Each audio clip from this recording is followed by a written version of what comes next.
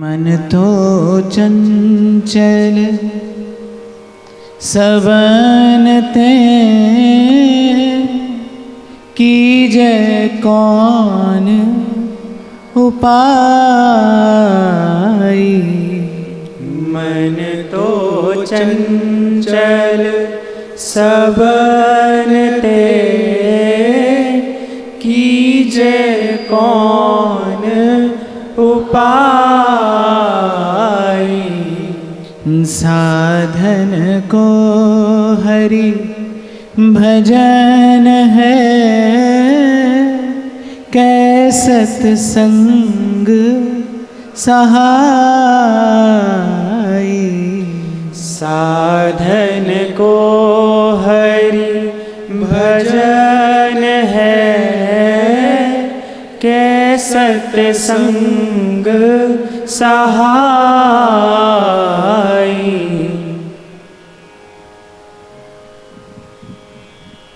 मन तो चंचल सबन तैं कीजे कौन उपाय। साधन को हरि भजन है और कै सत्संग सहाय।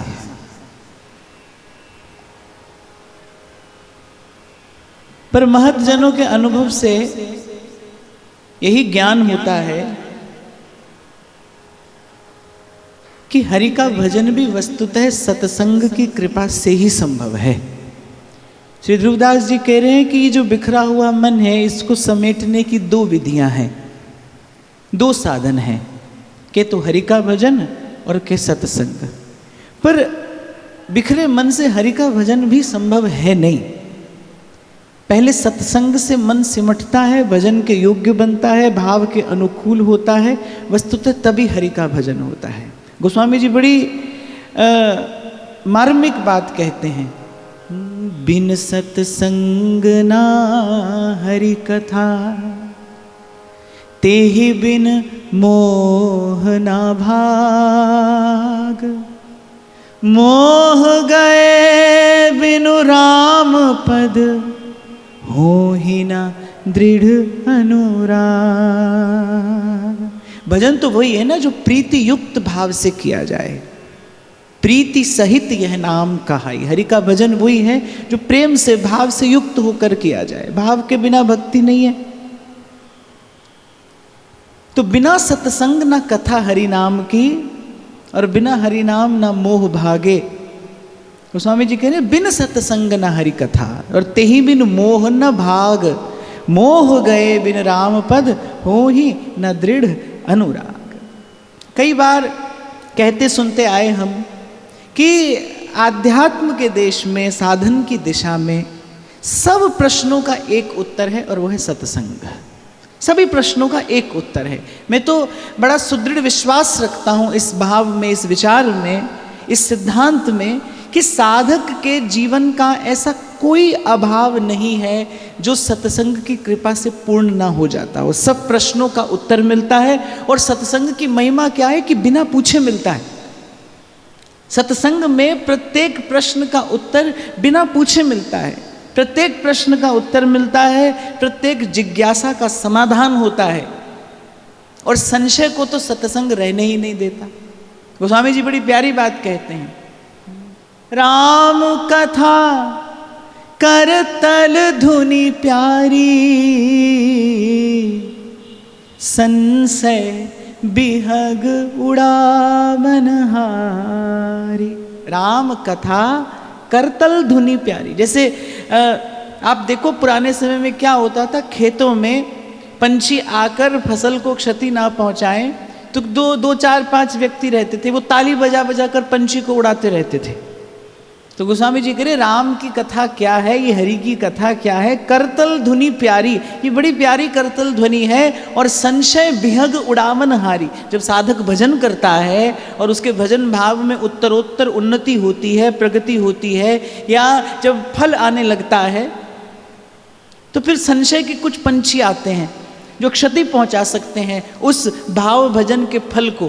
तो हरि की कथा क्या करती है, वो संशय के बिहग को उड़ाती रहती है। तो बिन सत्संग न हरि कथा और तेहि बिन मोह न भाग। तो कोई ऐसा प्रश्न नहीं है जिसका उत्तर ना मिले, कोई ऐसी जिज्ञासा नहीं है जिसका समाधान ना हो, और संशय को तो सत्संग रहने ही नहीं देता। साधक के जीवन को यदि सबसे अधिक हानि पहुंचती है, भाव को अगर सबसे अधिक हानि पहुंचती है, तो वो किससे पहुंचती है? संशय से पहुंचती है। गीता में भगवान ने कहा है संशयात्मा विनश्यति, संशयात्मा नष्ट हो जाता है। संशय से सबसे अधिक हानि पहुंचती है। और जब गेहूं होती है तो उसके साथ साथ खरपतवार भी होती है। समय रहते किसान को उसको हटाना मिटाना पड़ता है। ऐसे जब साधक भजन के मार्ग पर आगे बढ़ता है, जब वो विशुद्ध भाव से भी जब भजन करता है, तो भी कुछ अवांछित, कुछ अनुचित आ जाता है जीवन में। समय रहते उसको हटाना पड़ता है, नहीं तो वो फसल को एक क्षति पहुंचाता है, नहीं तो अपनी भावना से अपने भजन को हानि भी हो जाती है। ये कार्य कौन करता है? ये कार्य सत्संग करता है। क्या? सत्संग सहाय। तो हरि के भजन में भी वस्तुतः सत्संग ही सहायक है। सत्संग की सहायता से ही हरि का भजन होता भी है, सत्संग की सहायता से ही हरि का भजन रहता भी है। भजन को पचाना भी सत्संग की कृपा से ही आता है। और मैं तो कहता हूँ कि भजन को पचाना ही भजन को बचाना है। जब आप भजन करते हैं तो भजन का प्रसाद मिलता है। और बहुत बार व्यक्ति अपने अज्ञान, अपनी अविद्या, या फिर अपनी मूढ़ता, या फिर अपनी लापरवाही के कारण अपने हाथ आई संपत्ति को गंवा बैठता है। तो सत्संग इस विषय में भी सहायी है, सत्संग इस विषय में भी साधक की रक्षा करता है। इसीलिए ध्रुवदास जी आगे सिद्धांत विचार लीला में कहेंगे कि जब गुरु की कृपा से भजन को बीज हृदय की भूमि पे पड़े, जब गुरु की कृपा से भजन भाव को बीज हृदय की भूमि पर पड़े, तो क्या करे? भजन जल सो सींचो करे बारंबार। ध्रुवदास जी कह रहे हैं गुरु जो बीज डाले आपके हृदय की भूमि पर, उसको सींचोगे कैसे? बस भजन के जल से उसको सींचना है। भजन जल सो सींचो करे बारंबार। और फिर एक बात साथ में बड़ी महत्वपूर्ण कहते हैं, सत्संग की बाढ़ दृढ़ करके गए। खेत के चारों ओर बाड़ लगाई जाती है ना कि कोई भी पशु चल जाएगा और क्षति पहुंचा देगा। तो कह रहे सत्संग की बाढ़ दृढ़ करके गए। और सत्संग की बाढ़ की आवश्यकता क्यों है? बोले कुसंग पशु ते बचे। नहीं तो जो कुसंग का पशु है ये आपकी भजन भावना को हानि पहुंचा देगा। तो मुझे तो ऐसा लगता है कि भाई हरि का भजन भी सत्संग की कृपा से ही होता है। बिना सत्संग के हरि की कथा नहीं है। बिना हरि की कथा के मोह दूर नहीं होता, अज्ञान दूर नहीं होता, और मोह और अज्ञान दूर हुए बिना हरि का भजन संभव ही नहीं। तो मन तो चंचल सवनत है। कबीर जी तो कहते हैं बिना सीख को मृग है, बिना सीख को मृग है, चहुदिस चरने जाए। मन कैसा है? ऐसा ही तो है, हर विषय का स्पर्श करता है। जाने पहचाने बिना, मन जाने पहचाने बिना किसी भी विषय का स्पर्श कर लेता है, किसी भी विषय का सेवन कर लेता है। जानता नहीं इससे लाभ होगा कि हानि होगी, बस करता है। तो कबीर कहते हैं बिना सीख को मृग है और चहुदिस चरने जाए। गुरु ज्ञान से बांधिए और तत्व आहार ही पाए। बोले गुरु के ज्ञान से इसको बांध कर रखना पड़ता है, नहीं तो मन तो चंचल सवनते। अब केवल ये कहने से मन नहीं लगता, आप कोई समाधान प्राप्त नहीं कर सकते। कई बार इस विषय पर चर्चा होती आई। पहले साधक को पुरुषार्थ करना पड़ता है, पहले साधक को प्रयत्न करना पड़ता है, प्रयास करना पड़ता है। गीता में भगवान ने स्पष्ट कहा है भाई अभ्यास करिए। अभ्यास क्या होता है? अभ्यास उस क्रिया का किया जाता है जो आपको नहीं आती। भजन नहीं आता भाई, तो भजन का अभ्यास करो। और अभ्यास का एक और अर्थ भी होता है। अभ्यास इसलिए कहा जाता है, ये अपने आप में एक संकेत देता है कि माने एक ही बार में आप नहीं सीख जाओगे, बार बार अभ्यास करना होगा, बार बार अभ्यास करना होगा। हर बार आपके अभ्यास में कोई ना कोई भूल चूक हो जाएगी, पर सीखते सीखते व्यक्ति सीख जाता है। करत करत अभ्यास जड़मति होत सुजान। फिर ये तो हरि का भजन है। और इसके साथ एक बात मैं आपको जरूर निवेदन करना चाहूँगा, संसार में किसी भी क्रिया के लिए आप अभ्यास करें तो कोई आवश्यक नहीं है कि आप अंत में सफल हों। अंत में असफल हो भी सकते हैं, पूरा प्रयास करने के बाद भी अंत में असफल हो सकते हैं। और मैं कहूँगा हो सकते क्या हैं, पूरा प्रयास करने के बाद जीव संसार में असफल होता ही है। असफलता ही तो है जीवन का, हाथ से चले जाना और हाथ कुछ भी ना आना, ये बहुत बड़ी असफलता ही तो है। तो संसार में खूब प्रयास करने पर भी अंत में जीव असफल होता है। पर एक विश्वास जरूर हृदय में रखना चाहिए, धरना चाहिए कि यदि भजन के लिए कोई अभ्यास करे तो आज नहीं तो कल उसको सफलता अवश्य मिलती है। इस मार्ग पर असफल होने की कोई मांग नहीं, असफल नहीं होगे आप आज भजन का अभ्यास आरंभ करिए। ये तो नहीं कहा जा सकता कि कब आपकी भजन भावना सद जाए, पर एक बात पक्की है, इसको गांठ बांध कर रखिए, आपने प्रयास किया तो एक ना एक दिन सद जाएगी। हरि सो लागे रहो मेरे भाई, तेरी बनत बनत बन जाए, बनत बनत बन जाए। और श्री कबीर जी तो एक और बड़ी प्यारी बात कहते हैं, कथा कीर्तन करन को जो को करत सने, कह कबीरता दास की मुक्ति में नहीं संदेह। सत्संग से लगे रहने वाला इस भव रोग से मुक्त हो ही जाता है, आज नहीं तो कल हो जाता है, बनत बनत बन जाएगी। हाँ, एक बात जरूर स्मरण रखना चाहिए, भजन सदा प्रभु के स्वभाव की ओर देखकर करिए। अपनी योग्यता पात्रता का विचार करोगे तो भजन कभी नहीं हो पाएगा, क्योंकि हम तो भाई निरे अयोग्य हैं, निपट निगोड़ो, हम तो निरे अयोग्य हैं। प्रभु के स्वभाव की ओर कुंवरी किशोरी नाम सो उपजो दृढ़ विश्वास, करुणा निधि मृदु चित्त अति ताते बढ़ी जिए आस। ध्रुवदास जी कह रहे हैं, मैं मेरे भजन की आशा मुझे सफल होती हुई प्रतीत होती है जब मैं श्री जी के स्वभाव की ओर देखता हूँ। कुंवरी किशोरी नाम सो उपजो दृढ़ विश्वास, करुणा निधि मृदु चित्त अति ताते बढ़ी जिए आस। काम कामना वासना मन ते कर सब दूर, काम कामना वासना मन ते कर सब दूर, श्री राधा वल्लभ लाल भज रसिकन जीवन मोर। राधा वल्लभ लाल भज रसिकन जीवन मोर। काम कामना वासना मन ते कर सब दूर, राधा वल्लभ लाल भज रसिकन जीवन मोर। यही मैं आपको अभी कह रहा था कि बिना सत्संग के मन भजन के योग्य बनेगा ही कैसे।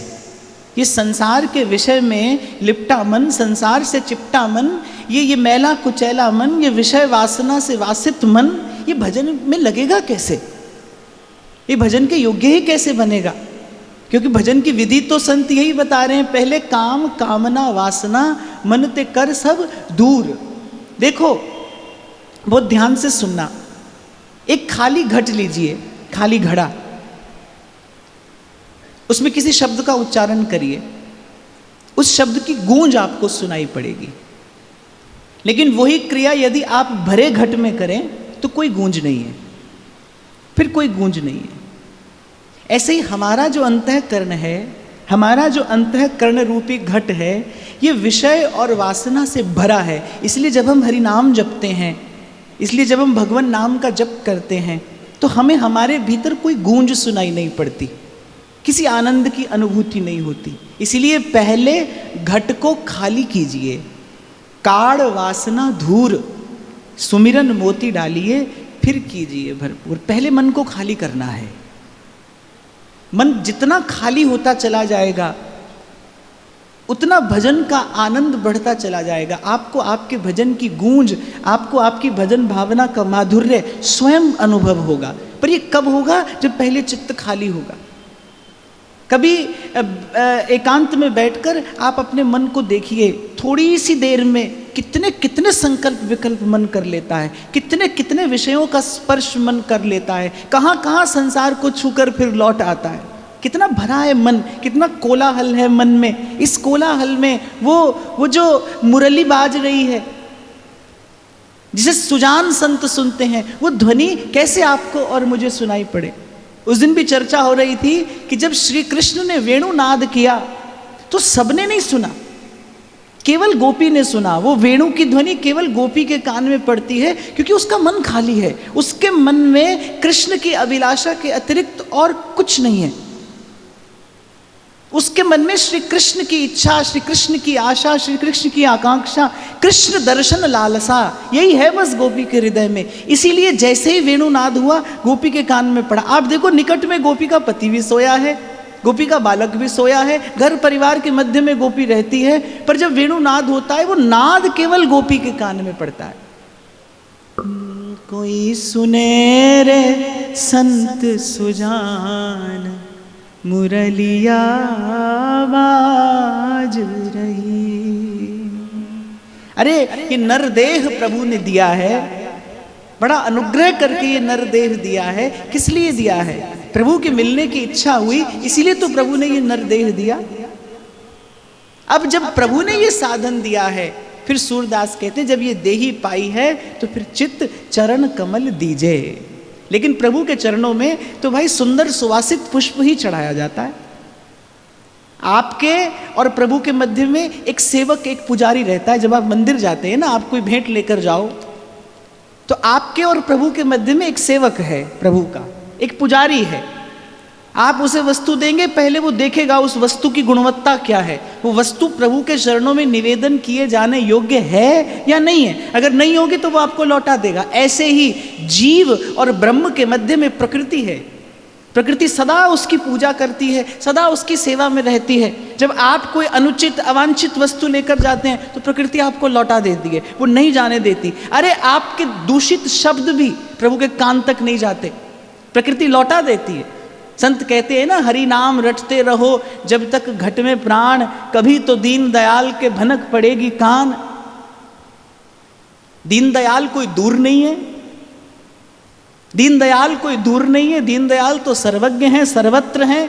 फिर क्यों भनक नहीं पड़ती दीन दयाल के कान में? क्योंकि हमारे शब्द प्रकृति पहुंचने ही नहीं देती वहां तक। क्यों? क्योंकि वो स्वार्थ से दूषित होते हैं। संत का शब्द किस लिए होता है? परमार्थ के लिए होता है। इसलिए जब बोलता है तो प्रकृति उसको स्वीकार करती है, प्रभु के चरणों तक ले जाकर पहुंचा देती है, स्वीकृति हो जाती है उसकी। कहते हैं ना, साधु बोले सहज सुभाए, साधु का कहा वृथा नहीं जाए।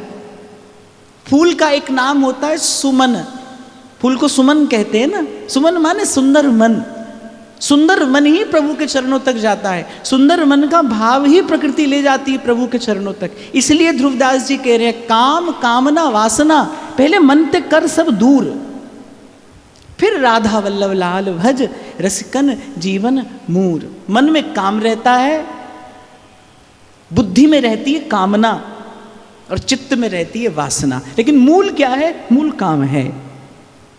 और काम का अंधकार, काम का अंधकार केवल राम के नाम के प्रकाश से ही दूर किया जा सकता है। यही एक विधि है मन को शुद्ध करने की, यही एक विधि है मन को प्रभु के चरणों में निवेदन किए जाने योग्य बनाने की। मैं तो आपको एक बात कहकर आगे बढ़ूंगा भाई, बहुत बहुत विचार मत करो और बस सीधे सीधे हरि भजो।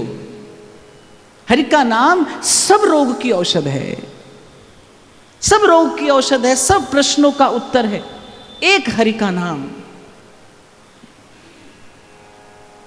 रस बल छुटे न जो विषय, सुख नहीं पावे कोई।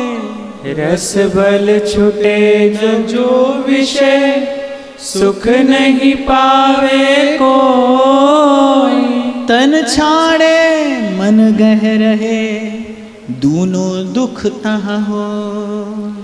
तन छाड़े मन गही रहे, दोनों दुख तहाँ होई। अभी बड़ा अद्भुत सिद्धांत ध्रुवदास जी ने अगले दो दोहों में कहा है। रस बल छूटे जो विषय, तब ही लहे सुख मूल। रस बल छूटे जो विषय, तब ही लहे सुख मूल। जैसे आतप को तप्यो, पावे सरिता कूल। जैसे आतप को तप्यो पावे सरिता कूल। अब कहते हैं रसबल छुटे न जो विषय सुख नहीं पावे कोई। जैसे व्यास जी ने कहा ना, देखा देखी भक्ति को व्यास न हुई निबाह, कुल कन्या की रीस को जो गणिका करे विवाह।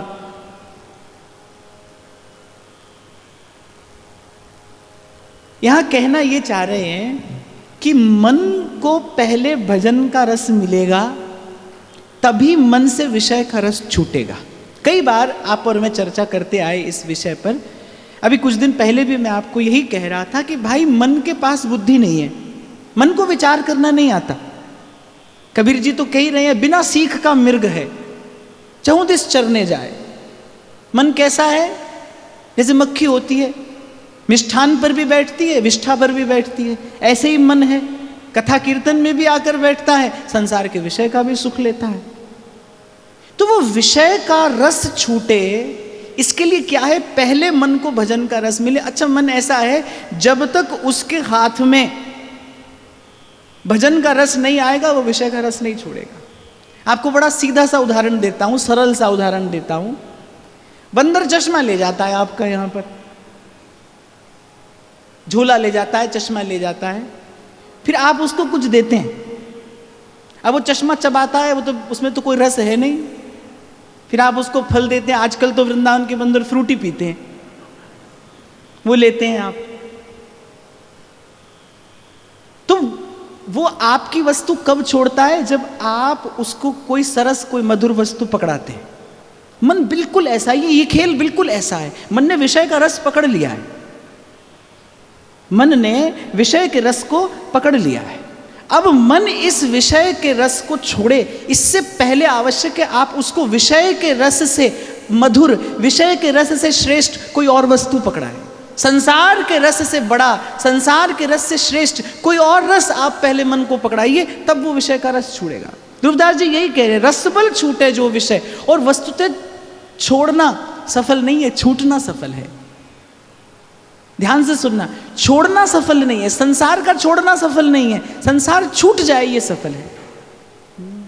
रंग में तेरे रंग गई गिरधर, छूट गया जग सा।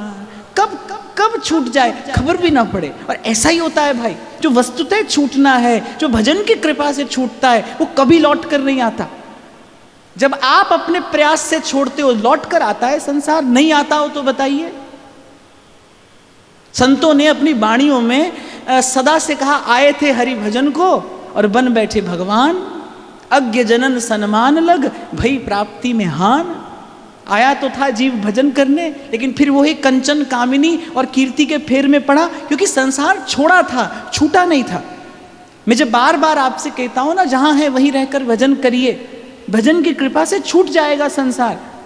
और मेरा तो ये बड़ा दृढ़ विश्वास है भाई, भजन की कृपा से छूट जाता है वो जो आपके लिए आवश्यक नहीं होता। जो आवश्यक होता है वो रह जाता है, जो अनावश्यक होता है वो छूट जाता है।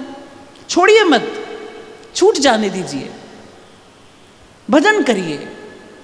मैं प्रथम दिन से आपको निवेदन करता हूं, संसार को मत छोड़िए, ठाकुर जी को पकड़िए।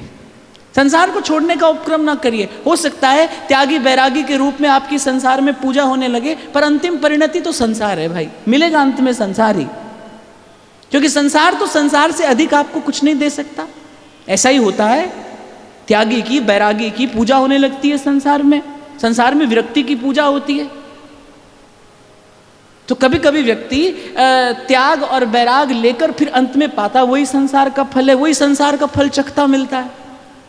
सहज में छूट जाए संसार, और जब सहज में संसार छूटता है तो खुद को खबर नहीं पड़ती। और मैं एक और भी बात कहता हूं, त्याग बैराग ये तो भजन के भाव हैं, ये तो अंतर्यामी के सुख के लिए है, संसार को दिखाने के लिए है भी नहीं, संसार को दिखाने के लिए है भी नहीं। तो ध्रुवदास जी कहने, रसबल छूटे जो विषय तब ही लहे सुख मूल, जैसे आतप को तप्यो पावे सरिता कूल। नहीं तो कहते यदि रसबल छूटे ना विषय तो फिर सुख नहीं पावे कोय। कह रहे तन छाड़े मन गह रहे, और दोनों दुख तहाँ हुए। महाप्रभु कह रहे हैं ना, यह जो एक मन बहुत ठौर कर कहो कौन से छुपायो, तन ने छोड़ दिया मन ने पकड़ा रहा।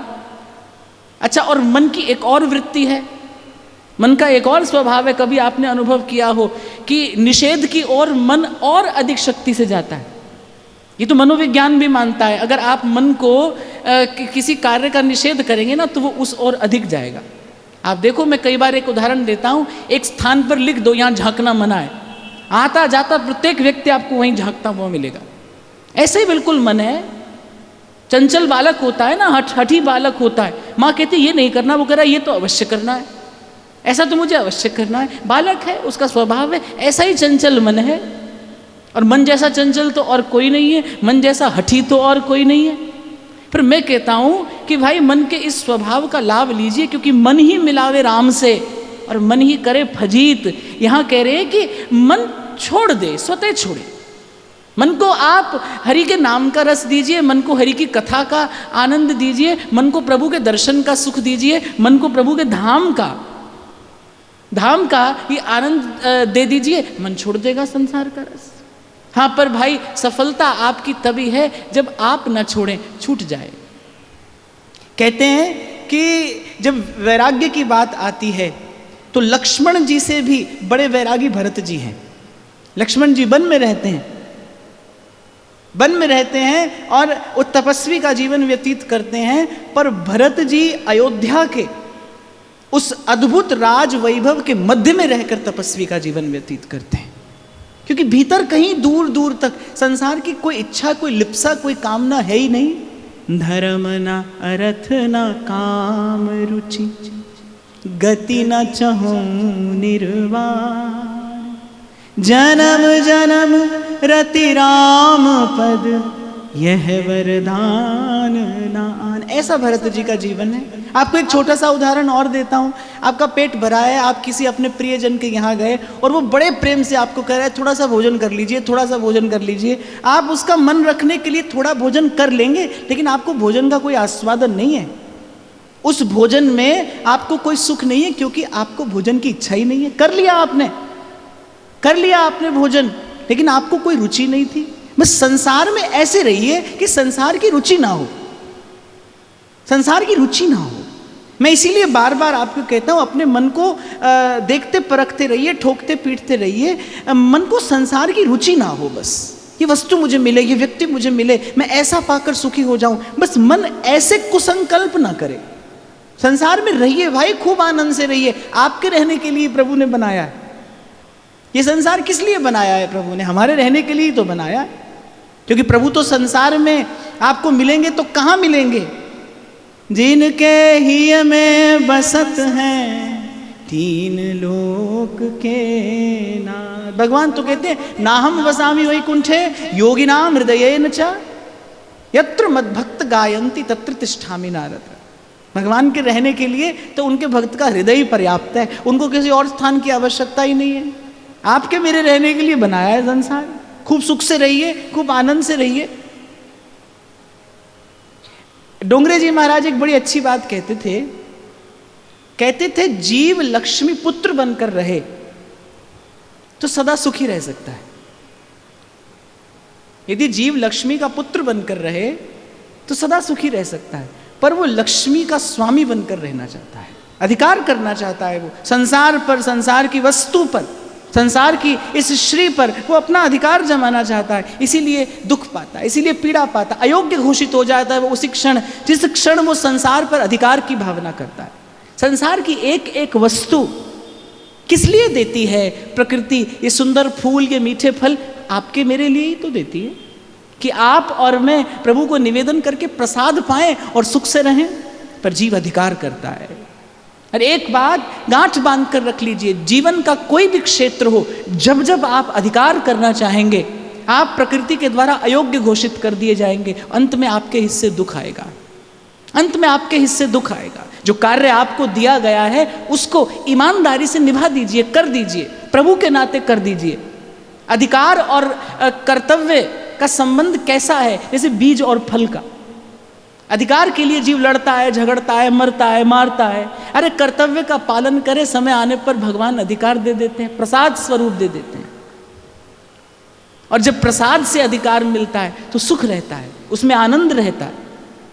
तो ये 4 पंक्तियां ध्रुवदास जी ने बहुत मार्मिक बात कही है, बड़ा गंभीर सिद्धांत कहा है कि रसबल छुटे न जो विषय, सुख नहीं पावे कोय, तन छाड़े मन गहरे। और तन को छुड़ा देना आसान है भाई, कोई कठिनाई नहीं है, कोई कठिनाई नहीं है।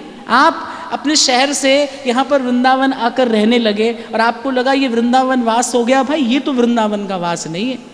वृंदावन का वास तो वही कर रहा है जो वृंदावन के रसिकों की रहनी से रह रहा है। ध्रुवदास जी ने वृंदावन शतलीला में वृंदावन की रहनी कही है, आगे आप और मैं उसकी चर्चा करेंगे। देखना आपकी मेरी रहनी वैसी है, यदि है तो वृंदावन का वास है, नहीं तो मैं कई बार देखता हूँ और विचार करता रहता हूँ कि मैं देखता हूँ लोग ना छुट्टी मनाने जाते हैं, तो जब छुट्टी मनाने के लिए जाते हैं ना तो बड़े आनंद में, उमंग में भरे होते हैं। अब जब छुट्टी मनाकर लौट रहे होते हैं तो ऐसे थके पिटे से लौट कर आते हैं। मैं देखता हूँ जब मनाने के लिए जाते हैं खूब आनंद होता है, उत्साह होता है, बड़ी उमंग होती है, जा रहे हैं। लेकिन जब लौट कर आते हैं तो ऐसे थके हारे से आते हैं लौट कर। क्यों गए थे? बोले बस ऐसे थोड़ा आनंद लेने के लिए गए थे। मैंने कहा मुझे तो लग रहा है आनंद लेकर नहीं, आनंद देकर आ रहे हो। जब जा रहे थे तो फिर भी थोड़ा आनंद था, अब लौट कर आ रहे हो तो रहा सा आनंद भी नहीं है। तो लोग कहते हैं कि वेकेशन के लिए जा रहे हैं, तो मैं कहता हूँ वेकेशन नहीं है, it's just change of location. यहाँ से उठकर आप वहाँ चले गए, आप तो वैसे के वैसे ही हैं, आप तो बिल्कुल वैसे के वैसे हैं। इसलिए आपको कहता हूँ भाई, वृंदावन में घर बने न बने ये तो वृंदावन बिहारी पर छोड़ दीजिए। आप चाहें तो आज ही आप अपने घर को वृंदावन बना सकते हैं, मन को वृंदावन बना सकते हैं। और मुझे लगता है कि भाई सही दिशा में पग बढ़ाना ही लक्ष्य की ओर जाना होता है। गलत दिशा में दौड़ने से बहुत अच्छा है, सही दिशा में धीरे धीरे आगे बढ़िए, आज नहीं तो कल पहुंच जाएंगे। और मैं तो कहता हूं भाई ईमानदारी से यदि आपने एक पग बढ़ाया है प्रभु की ओर, जितने शरण आए सब उबरे, ऐसी उनकी रीत रे मन कर साहिब से प्रीत। ध्यान रखना, आप असमर्थ हो, प्रभु नहीं है। भक्ति असमर्थ नहीं है, वो खींच कर ला सकती है भगवान को आपके घर द्वार पर। और आए हैं भगवान भक्तों के घर द्वार पर, सदा आए हैं भाई, इसी विधि आए हैं। आप देखो भक्त तो कहीं भी नहीं जाता, वो तो अपने ठिकाने पर बैठकर बस बाट जोता है। भक्ति ही तो है जो जगन्नाथ को खींच कर ले आती है भक्त के द्वार पर। तो मन को दीजिए, भजन का रस दीजिए। मन ने पकड़ लिया है विषय का रस, छोड़ देगा वो, आप भजन का रस दीजिए। कभी नाम जपिए, कभी अपने प्रभु का, अपने इष्ट का दर्शन करिए, और कभी अपने इष्ट आराध्य के यश का कथन कीर्तन करिए, यश गाइए। और जब प्रभु कृपा करें तो जब अवसर मिले तो कुछ समय प्रभु के धाम में रहकर धाम के सुख का आस्वादन करिए। एक दिन उतर जाएगा वो विषय का विष और चढ़ जाएगा भगवत प्रेम का ये रंग। और कबीर कहते हैं, नाम चढ़ी उतरे नहीं भाई। संसार के सुख का एक बार विचार करो, कोई सुख ऐसा था जो आपके कहे आपके पास रह पाया? नया घर बना, थोड़े दिनों में पुराना हो गया। नया संबंध बना, थोड़े दिनों में पुराना हो गया। नई वस्तु पुरानी होती चली गई। पर भजन का जो सुख है, दिने दिने नवम नवम नमामि नंद संभवम, भजन का सुख पुराना नहीं पड़ता भाई। आप देखो वृंदावन का वास करते हैं जो जन, आप देखो पहले जब मैं राधा वल्लभ लाल का दर्शन करने जाता था, अब तो उन माताओं का दर्शन नहीं होता।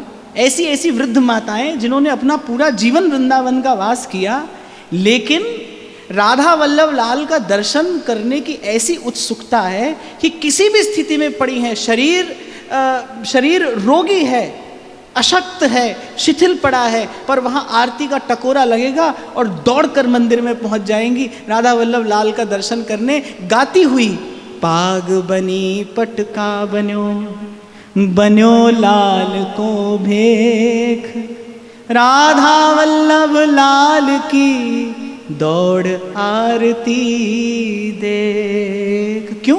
क्योंकि हर दिन यहाँ नवीन रस है, हर दिन यहाँ नवीन उल्लास है। ये भजन का सुख, ये भजन का आनंद कभी पुराना नहीं पड़ता। तो हौले हौले चलिए, संभल संभल पग धरिए, प्रभु के स्वभाव की ओर देखकर भजन करिए, प्रभु के स्वभाव का विश्वास रख के भजन करिए, जहाँ पर प्रेम का वियोग नहीं होता। आगे कहते हैं, और जब रसबल छूटे जो विषय, तब ही लहे सुख मूल। और कहते यदि भजन का रस मिले और संसार छूटे, फिर कैसा सुख मिलता है? आहा, जैसे आतप को तप्यो पावे सरिता कूल। जैसे सूर्य के ताप से तपे किसी व्यक्ति को एक सरिता का, एक नदी का किनारा मिल जाए, नदी के किनारे एक सघन वृक्ष की छाह, उस वृक्ष की छाह में वो पथिक आकर बैठे और वो नदी के मृदु मृदु सीकर उसका स्पर्श करते हो, जैसा सुख उससे उस समय मिलता है, ऐसा सुख मिलता है जब भजन का रस मिलता है और संसार छूटता है। अच्छा, इसमें एक और बड़ी महत्वपूर्ण बात है, जब भजन के रस से संसार छूटता है ना, तो मैंने छोड़ा है ये दंभ नहीं होता, नहीं तो त्याग का अभिमान हो जाता है। त्याग का अभिमान होता है, हमने ये छोड़ दिया और हमने वो छोड़ दिया। एक बार एक व्यक्ति आए मेरे पास, कहाँ, काशी से आए थे। सबसे पहले क्या बात कही? बोले महाराज हमने 7 बरस से अन्न नहीं खाया, हमने 7 बरस से अन्न नहीं खाया। अब मुझे वृंदावन आते हुए 10-11 बरस हुए होंगे, तो मैंने कहा हमने तो 11 बरस से नहीं खाया। तो बोले अच्छा, तो फिर क्या पाते हैं आप? मैंने कहा प्रसाद पाते हैं, अन्न तो हमें भी 11 बरस हो गए पाए, श्री जी का प्रसाद पाते हैं। प्रसाद तो अन्न नहीं होता, आप तो बहुत बड़े पंडित हैं, जानते ही होंगे कौन कौन से पुराण में लिखा है कि प्रसाद अन्न नहीं होता। इसे कहते हैं मिथ्या अभिमान, त्याग का अभिमान हो जाता है, साधन का दंभ हो जाता है। जब भजन के रस से छूटता है ना संसार, तब ऐसी दूषित वृत्तियां मन को दूषित नहीं करती, तब मन सच्चा सुख पाता है, वास्तविक आनंद पाता है। विषय करत वै बीत गई, त्रिपित भयो तऊ नाही। विषय करत भय बीत गई, त्रिपित भयो तऊ नाही। नैन अछत द्वय दीप धर, परत कूप तम माही। नैन अछत द्वय दीप धर, परत कूप तम माही। और अपने मन की दुर्दशा का विचार करते हैं, अरे विषय करत वह बीत गई, और एक उम्र नहीं, यानी कितनी अवस्थाएं हमने बिताई होंगी, कितने जन्म हमने ऐसे गंवाए होंगे। कह रहे विषय करत वह बीत गई, पर विचार करते हैं कि भाई त्रिपित भयो तऊ नाय। आप देखो, कल भी मन को विषय का सुख चाहिए था, आज भी चाहिए, और यदि आज नहीं संभले तो कल भी मन की यही दशा ही रहने वाली है। क्या बदल जाएगा? थोड़ा सा स्थान बदल जाएगा, समय बदल जाएगा, दिन बदल जाएगा, मन नहीं बदलेगा भाई, मन ऐसा ही रहेगा, मन ऐसा ही रहने वाला है। बालक था तो खिलौने की इच्छा थी, बड़ा हुआ तो वो वस्तु बदल गई पर इच्छा तो वहीं की वहीं रही, और बड़ा हुआ तो फिर विषय बदल गया, पर मन का अभाव तो कभी दूर नहीं हुआ, विषय के सुख से तृप्ति तो कभी नहीं हुई। संसार के विषय से जो सुख मिलता है, वो ध्यान से सुनना, संसार के विषय से जो सुख मिलता है वो सुख भी क्षणभंगुर है, और उस विषय सुख से जो तृप्ति होती है वो तृप्ति भी क्षणभंगुर है। आप भोजन करते हो, पेट भरता है, फिर कितनी देर के लिए भरता है? थोड़ी देर बाद फिर वही भूख है। किसी और विषय का आप भोग करो, थोड़ी देर के लिए तो तृप्ति होती है, कुछ काल के बाद फिर वही भूख है। तो संसार का विषय सुख जो है वो सुख भी बड़ी थोड़ी देर का है, और उस सुख से जो तृप्ति मिलती है वो तृप्ति भी बड़ी थोड़ी देर की है। इसीलिए आपको उस दिन मैंने कहा था कि भाई मैं ये मान लेता हूँ कि आपके संसार में सुख है, थोड़ा सुख है, आप ये मान लीजिए कि मेरे राधा वल्लभ लाल के भजन में बड़ा सुख है, सदा रहने वाला सुख है, पूर्ण तृप्ति तृप्ति प्रदान करने वाला सुख है। यह लब्धवा पुमान सिद्धो भवती अमृतो भवती, और कहती तृप्तो भवती।